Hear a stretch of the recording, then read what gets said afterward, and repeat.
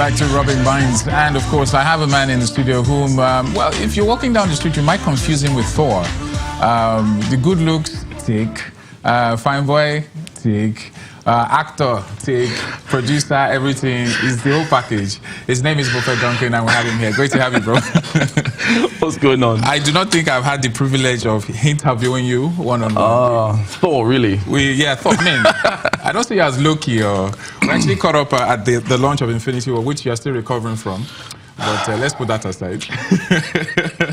How are you, man? Pretty good. Good to see you. Good to be here. I mean, it's been quite a ride for you. I think you've been. There was a time you just went off radar, like you just went underground and nobody knew where you were, what you were doing. Yeah, I was trying to be like Batman, you know, go and then return, you know. No, I was. I felt like you know, life took me down this path of entertainment and all of that, and I felt like I needed to take a few steps back to actually learn about it, read about it, study it, watch how people are doing it, watch where to go and where not to go, and then, you know, come back when I'm ready. How long is your career now? 12 years. 12 years. Since 2006. And that spills into acting, or just predominantly acting? Predominantly acting. I shot my first film in the UK last year. Oh, fantastic. Titled Three Kings. Was for you know, an online platform. I wrote, directed, produced, and played lead. Never again. Will you do that? Nah, I'm not Doctor Strange. I can't behave like that. I actually have much respect for people who do that, who direct, who write. Right. How hard is it to be an actor in Nollywood? How, on a scale of 1 to 10, based on your experience, 10 being very hard? I'll say 7, 7.5. Wow. For newcomers, probably 3. But if you have some traction, don't be discouraged. Don't get me wrong. Don't be discouraged. It's too late, man. You dropped that ball. Yeah, but I mean, like, it's hard. It's hard because you know, if you're doing a film, for instance, now you call your guys now.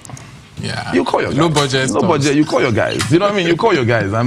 You know, before you now want to start trusting the role with somebody who is not. And it's a bad perception, but I think, I mean, with patience. I mean, I'm 12 years down the line now. I mean, I know I started. Well, there's still so much ahead. Now, let's look at Mofe Duncan, the evolution. There was a time when, talking about guys, Stella usually comes up all the time, and there are a lot of incidents. I know you don't want to go there, but let's just touch on that very quickly. How was the relationship with you and Stella Damascus? How is it now? And did it have an effect on your brand, so to speak? It certainly did. Much to people's presumption. You know, Nigerians like something that is juicy. Of course. Like juicy gossip. Yeah, so you should know. Juicy works for them. I was just managing Stella. She was my very good friend. She was the best friend to me, and she was going through a lot back then. But Stella already came with a lot of, unfortunately, with a lot of negative energy based on her former marriage and things she had done and all of that. And I just happened to just be roped into the whole negativity and all of that.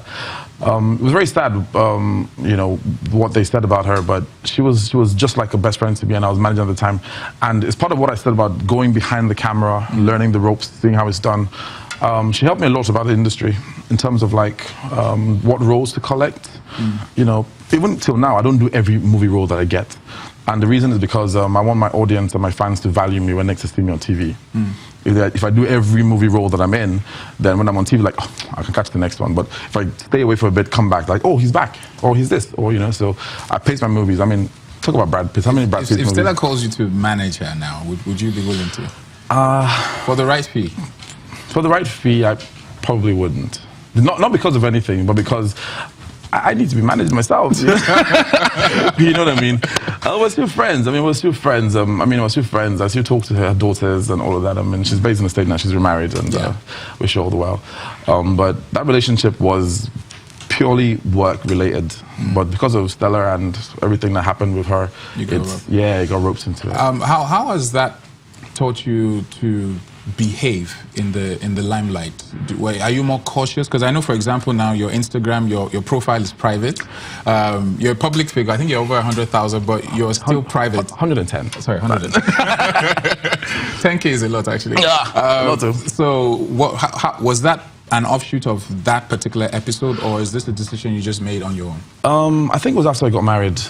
I decided to go private, and the reason is because, you know, some people just wake up in the morning and just want to shine you for no just cause. It's just some haters. Some haters just wanted to wake up in the morning and just, you know, dive into it. And I realized that I had a lot of people who don't particularly like your brand, but they're following you just because they want to just snare you and put a nasty comment on your page. And when I went private, I felt like for you to follow me, it's an effort to decide to click that. And an effort for me to decide to agree for you to follow me. So we have that mutual respect for each other. That, okay, you wanted to follow me, I accepted, so we're cool. Do you take people off? Yeah. Have you had a reason to take someone off? Yes, I have. I mean, people just come, and you know, social media is free of charge. It takes nothing from me. If I delete, block you, it's one less, it's fine.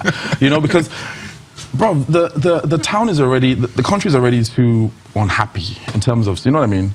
Like there's... Sorry, yeah, my Avengers watch is talking to me. You know, so we don't really need any more negativity in your life. As much as best you can, you got to cut them off. I mean, you go on the road, you have motorists, you have somebody hunting for you when the light is amber. Why are you hunting after me? Like, frustrated. Frustrated. So anything that's gonna, when you're at home, relaxing in your house, on your social media, on your Instagram page, and somebody's hating on you, you just don't need that. Let's even talk about the hate, because you seem to have evolved in how to deal with the hate speech and everything. But now you're married. Tell us a bit, or bring us into your world now that you're married, and how you handle the haters, whether online or offline. You see. Empathy is the word. I empathize with them. You know, I mean, people say my people suffer for lack of knowledge. You don't know me. Right on, Pastor. You know, let's get that out there.